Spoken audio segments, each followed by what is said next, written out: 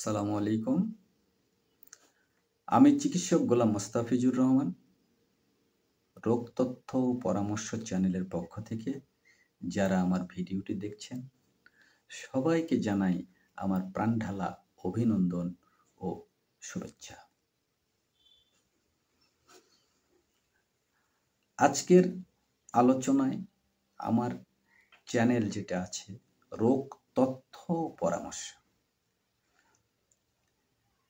তা আজকের আলোচনাটা থাকবে ছোট্ট একটি রোগ। আমরা বলি ছোট, কিন্তু আসলে ছোট নয়, সেটা হলো সর্দি। সর্দি সম্পর্কে বিভিন্নভাবে প্রাচীনতম লোক যেমন বলে আসছে যে জমি নষ্ট করে ঘাসে আর শরীর নষ্ট করে কাশে, ঠিক তেমনিভাবে আজকে একটা ব্যক্তিকে যখন সর্দি আক্রান্ত করে, কি কারণে করে, আসলে সর্দিটা কি, সর্দি কেন লাগে, আর সর্দি হলেই বা কি হয়, এটা আমাদের জানা আবশ্যক। সর্দিটা হলো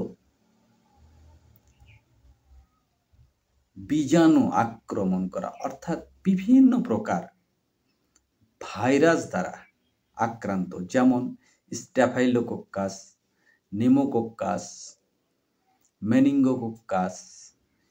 এগুলো ভাইরাস যখন একটা ব্যক্তিকে আক্রান্ত করে, তখনই সে সর্দিতে আক্রান্ত হয়। আর যখন চোখে আক্রান্ত হয়, যখন চোখ দিয়ে জল পড়ে, অনেক সময় চোখ লাল হয়ে যায়, অনেক সময় জ্বরও হয়, তাকে আমরা সর্দি জ্বর বলি। যখন নাকে আক্রান্ত করে বা নাকে আক্রান্ত হয়, তখন নাকের ভিতরে ক্ষতর সৃষ্টি হয়, তখন হাসি পড়ে পর্যাপ্ত। আর যখন গলায় আক্রান্ত করে বা আক্রান্ত হয়, তখন কাশি হয় পর্যাপ্ত। কাশিতে এক পর্যায়ে শুকনো কাশির রূপ নেয়, তখন কাশির জন্য বুক ব্যথা করে, এমনকি মাথাও ব্যথা করে। তাই এর অবশ্যই প্রতিকার করা উচিত। এখন সর্দিটা মানুষকে কিভাবে আক্রান্ত করে সে পর্যায়ে যাই।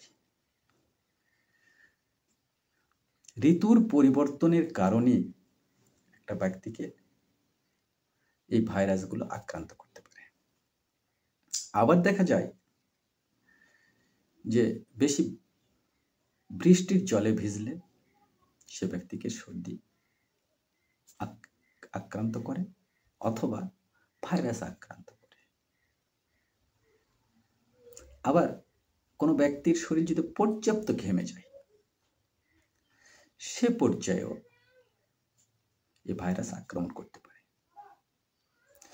যদি কোনো আক্রান্ত ব্যক্তির সংস্পর্শে একজন ভালো ব্যক্তি থাকে, তাহলেও এই ভাইরাস ভালো ব্যক্তিকেও আক্রান্ত করতে পারে।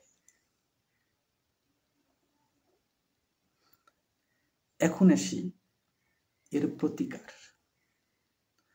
আসলে সর্দি হলে কি করা উচিত?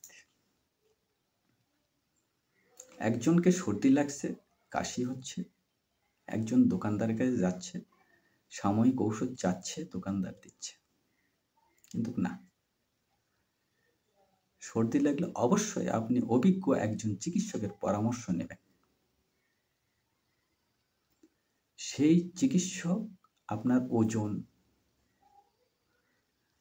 আপনার লক্ষণ সব কিছু শুনে যদি প্রয়োজন মনে করে পরীক্ষা নিরীক্ষা করে ব্যবস্থাপত্র দিলেই এই ভাইরাস থেকে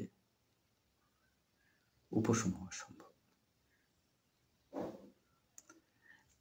এখন আসি আমরা যদি এর চিকিৎসাটা না করি তাহলে কি হবে। এখন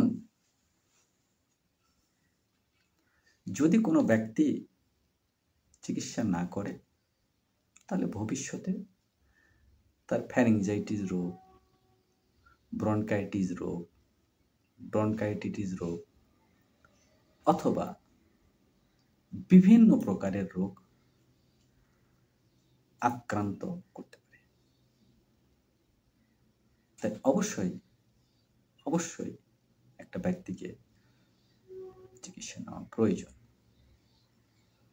যদি